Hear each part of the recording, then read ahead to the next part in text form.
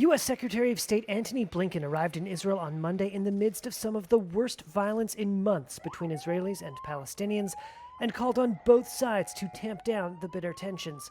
It's the responsibility of everyone to take steps to calm tensions rather than inflame them, to work toward a day when people no longer feel afraid in their communities, in their homes, in their places of worship.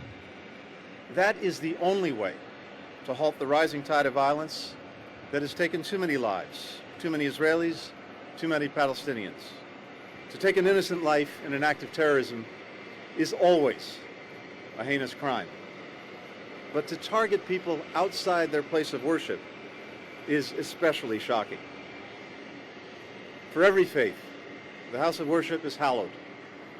It's a place of communion, of awe, and, as the motto reminds us, of love. So Friday's attack was more than an attack on individuals. It was also an attack on the universal act of practicing one's faith. We condemn it in the strongest terms. Last week, a Palestinian gunman opened fire in Jerusalem, killing 7 Israelis. That attack came after the Palestinian Islamic Jihad militant group fired rockets from the Gaza Strip into Israeli territory, and Israel responded with airstrikes on the blockaded enclave. A day before the rocket fire, Israeli security forces carried out a raid on the West Bank city of Jenin that left 10 Palestinians dead. Blinken met Monday with Israeli Prime Minister Benjamin Netanyahu, and both men underscored the, quote, ironclad alliance between their two countries. Netanyahu praised American President Joe Biden's long support for Israel. This alliance is something that President Biden is committed to. I've known him for 40 years. He's a true friend of Israel, a true champion of this alliance, as are you. But Blinken also affirmed the U.S. administration's support for a negotiated two-state solution to the Israeli-Palestinian conflict, which would create a Palestinian state in territories captured by Israel in a 1967 war, a message Netanyahu may find hard to swallow. President Biden remains fully committed to that goal. We continue to believe that the best way to achieve it is through preserving and then realizing the vision of two states. As I said to the Prime Minister, anything that moves us away from that vision is, in our judgment, detrimental to Israel's long-term security and its long-term identity as a Jewish and democratic state.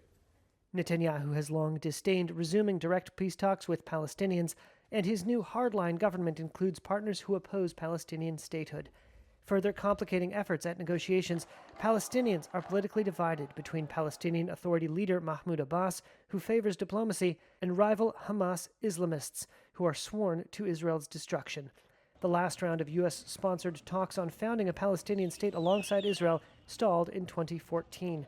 Blinken was due to meet Abbas on Tuesday. There is no question that this is a very difficult moment. We've seen the horrific terrorist attacks in recent days. We've seen over many months rising violence that is affecting so many.